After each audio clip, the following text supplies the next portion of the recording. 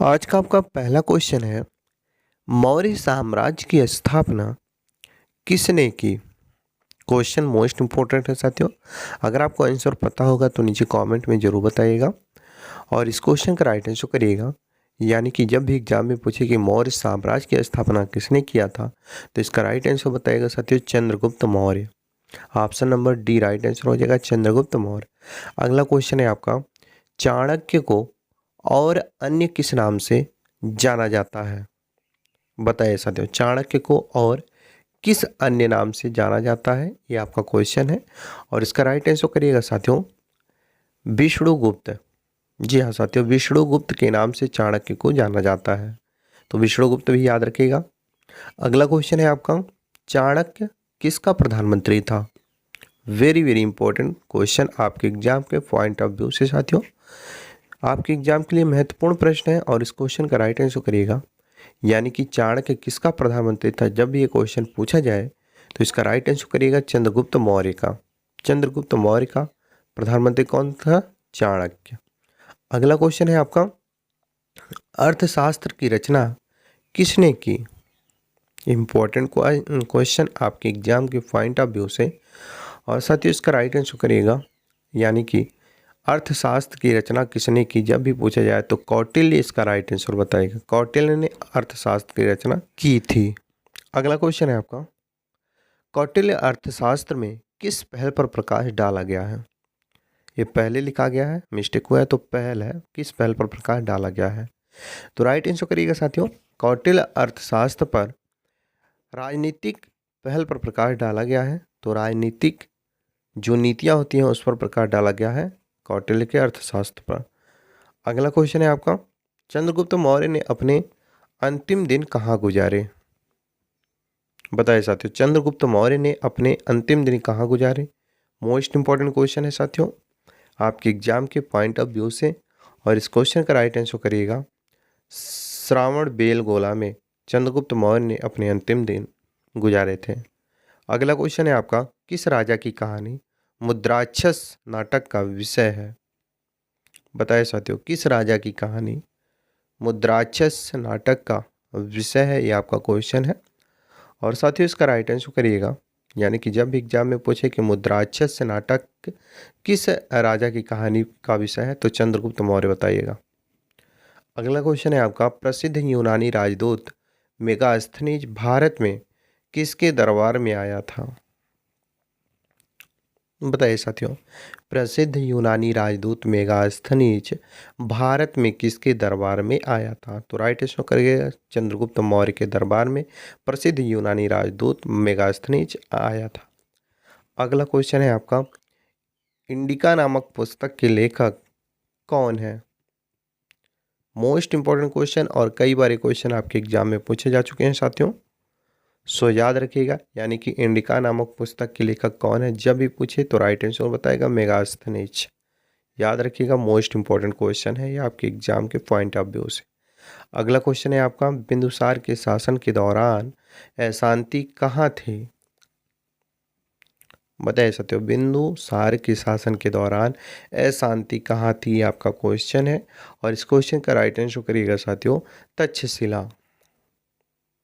तक्षशिला आपका क्या हो जाएगा? राइट आंसर हो जाएगा। सम्राट अशोक किसका पुत्र था? बताइए साथियों, सम्राट अशोक किसका पुत्र था? साथियों अगर अभी तक आप वीडियो को लाइक और चैनल को सब्सक्राइब नहीं किए तो प्लीज़ वीडियो को लाइक और चैनल को सब्सक्राइब कर लें, क्योंकि आपके लिए हम मेहनत करते हैं। तो आप वीडियो को लाइक और चैनल को सब्सक्राइब करेंगे तो हमें सपोर्ट मिलेगा। और इस क्वेश्चन का राइट आंसर करेंगे Bindusara. Option number B Bindusara right answer हो जाएगा। अगला क्वेश्चन है आपका, मौर्य वंश का अंतिम शासक कौन था? बताइए साथियों, मौर्य वंश का अंतिम शासक कौन था, ये आपका क्वेश्चन है नेक्स्ट, यानी कि 12। और इस क्वेश्चन का राइट आंसर क्या हो जाएगा साथियों? बृहदर्थ। मौर्य वंश का अंतिम शासक बृहदर्थ था। Option number D right answer करिएगा।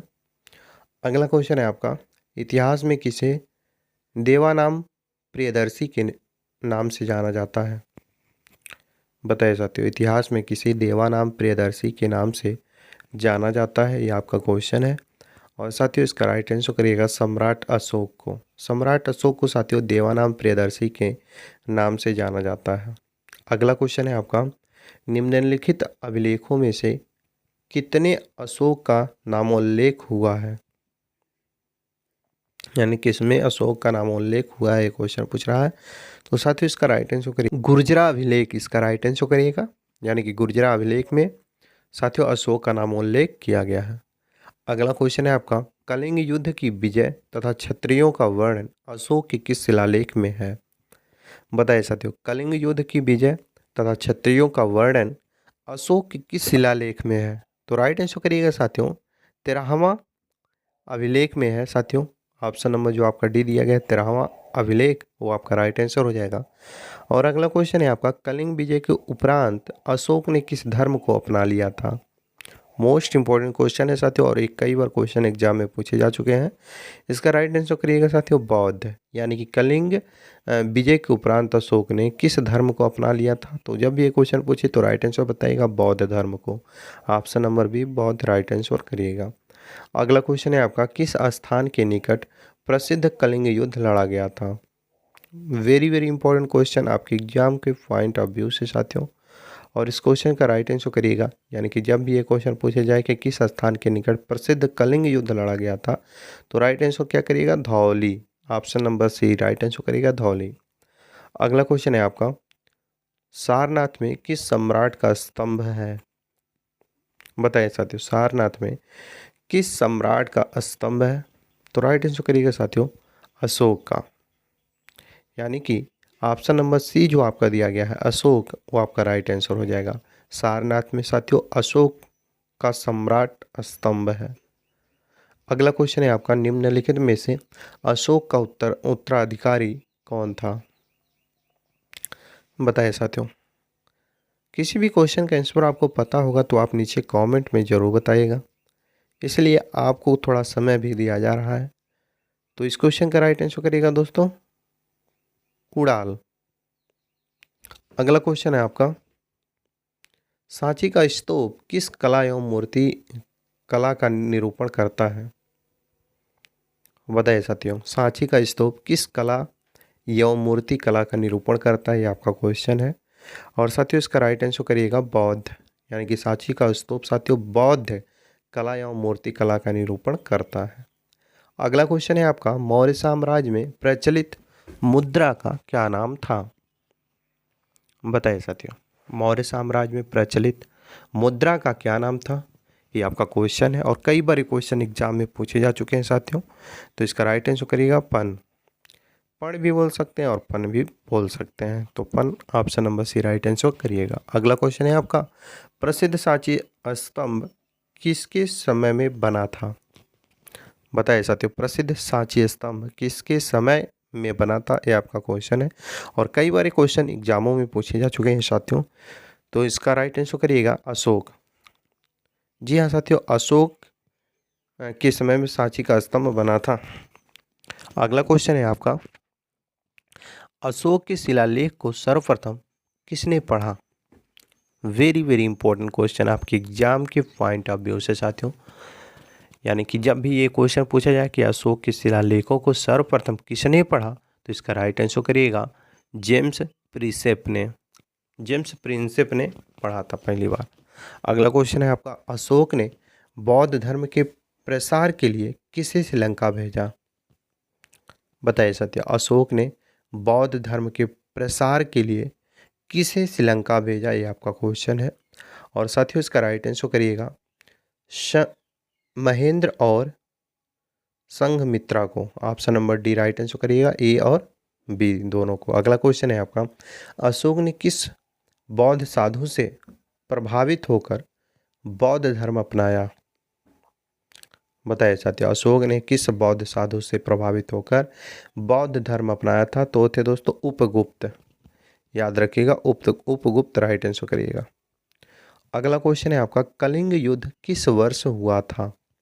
यानी कि साथियों कलिंग युद्ध किस वर्ष लड़ा गया था? बहुत ही महत्वपूर्ण प्रश्न है आपके एग्जाम के पॉइंट ऑफ व्यू से साथियों। और जब ये क्वेश्चन पूछा जाए कि कलिंग युद्ध किस वर्ष हुआ था, तो साथियों इसका राइट आंसर बताइएगा 61 ईसा पूर्व कलिंग युद्ध हुआ था। अगला क्वेश्चन है आपका, मौर्य काल के दौरान शिक्षा का सबसे प्रसिद्ध केंद्र कौन सा था? ये भी क्वेश्चन इंपॉर्टेंट है आपके एग्जाम के पॉइंट ऑफ व्यू से साथियों, और इसका राइट आंसर करिएगा। यानी कि जब ये क्वेश्चन पूछा जाए कि मौर्य काल के दौरान शिक्षा का सबसे प्रसिद्ध केंद्र कौन सा था, तो राइट आंसर करिएगा Takshashila. Option number C Takshashila right answer करिएगा। अगला क्वेश्चन है आपका, चाणक्य निम्नलिखित में से किस विद्या केंद्र से संबंधित थे? बताइए साथियों, चाणक्य निम्नलिखित में से किस विद्या केंद्र से संबंधित है, ये आपका क्वेश्चन है। और साथ ही इसका राइट आंसर करिएगा तक्षशिला, यानी कि इसका भी राइट आंसर तक्षशिला होगा। अगला क्वेश्चन है आपका, मौर्य वंश के शासन के दौरान स्थानिक कौन था? बताइए साथियों, मौर्य वंश के शासन के दौरान स्थानिक कौन था, ये आपका क्वेश्चन है। और इसका राइट आंसर करिएगा साथियों, जब भी एग्जाम में पूछे कि मौर्य वंश के शासन के दौरान स्थानिक कौन था, तो जिला प्रशासक था। Option number A right answer करिएगा, स्थानिक जिला प्रशासक था। अगला क्वेश्चन है आपका, अशोक के अभिलेख किस लिपि में खुदे हुई हैं?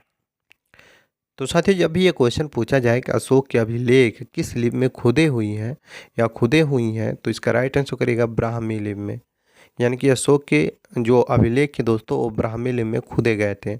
अगला क्वेश्चन है आपका, मौर्य काल में सीता से क्या तात्पर्य है? बताइए साथियों, मौर्य काल में सीता से क्या तात्पर्य है? याद रखिएगा, मोस्ट इंपॉर्टेंट क्वेश्चन है साथियों आपके एग्जाम के पॉइंट ऑफ व्यू से। और इस क्वेश्चन का राइट आंसर क्या हो जाएगा? राज की भूमि से प्राप्त आय आपका राइट आंसर हो जाएगा। अगला क्वेश्चन है, किसके शासनकाल में डायमेकस भारत आया था? बताइए साथियों, किसके शासनकाल में डायमेकस भारत आया था, ये आपका क्वेश्चन है। और इस क्वेश्चन का राइट आंसर क्या होगा? अगर आपको पता हो तो नीचे कमेंट में बता सकते हैं, अगर नहीं पता हो तो साथियों राइट आंसर करिएगा बिंदुसार। यानी कि बिंदुसार के शासनकाल में डायमेकस भारत आया था। अगला क्वेश्चन है आपका, सांची का स्तूप किसने बनवाया था? वेरी वेरी इंपॉर्टेंट क्वेश्चन साथियों, कई बार क्वेश्चन आपकी एग्जामों में पूछे जा चुके हैं साथियों, और आप में से कई लोगों को याद भी होगा इसका राइट आंसर। जी बिल्कुल राइट आंसर है आपका सी अशोक। अगला क्वेश्चन है आपका, कलिंग वर्तमान में किस राज्य में स्थित है? बताइए साथियों, कलिंग वर्तमान में किस राज्य में स्थित है, ये आपका क्वेश्चन है। और साथियों इसका राइट आंसर करिएगा, यानी कि जब ये क्वेश्चन पूछे जाए कि कलिंग वर्तमान में किस राज्य में स्थित है, तो राइट आंसर करिएगा Orissa. Option number D Orissa right answer करिएगा। अगला क्वेश्चन है आपका साथियों, मौर्य वंश के तत्काल बाद किस वंश ने मगध पर शासन किया? तो साथियों राइट आंसर करिएगा, यानी कि मौर्य वंश के तत्काल बाद किस वंश ने मगध पर शासन किया, जब भी ये क्वेश्चन पूछा जाएगा तो इसका राइट आंसर करिएगा शुंग वंश ने। शुंग वंश ने, option number B right answer करिएगा। अगला क्वेश्चन है साथियों आपका, और इस वीडियो का लास्ट क्वेश्चन है। जैसा कि आप सभी जानते हैं, हर एक वीडियो के लास्ट में हम एक टेस्ट लेते हैं, तो ये इस वीडियो का लास्ट क्वेश्चन है जो कि आपका टेस्ट है। क्वेश्चन है, निम्नलिखित में से किसने अर्थशास्त्र की रचना की? यानी कि साथियों अर्थशास्त्र की रचना किसने की, ये आपका क्वेश्चन है। और इसका राइट आंसर आपको नीचे कमेंट में बताना है, क्योंकि ये आपका टेस्ट है। मुझे विश्वास है साथियों आप अपना टेस्ट ज़रूर देंगे। बाकी इस क्वेश्चन का राइट आंसर क्या होगा नीचे कमेंट में ज़रूर बताएंगे। और साथियों वीडियो के लास्ट में आपसे यही गुजारिश करेंगे, अगर आपको ये वीडियो ज़रा सा भी हेल्पफुल लगा हो तो वीडियो को लाइक करिएगा और शेयर करिएगा अपने अन्य साथियों के पास, ताकि उन्हें भी इस वीडियो के माध्यम से कुछ हेल्प मिल सके। बाकी साथियों चैनल पर पहली बार आए हो तो चैनल को सब्सक्राइब करके बेल आइकन को ऑन कर लें, ताकि जब भी जीके जीएस या करंट अफेयर से रिलेटेड कोई भी वीडियो इस चैनल पर अपलोड हो तो सबसे पहले नोटिफिकेशन आप तक पहुँच जाए। चलिए इसी के साथ मिलते हैं नेक्स्ट क्वेश्चन आंसर के साथ नेक्स्ट वीडियो में, तब तक के लिए जय हिंद।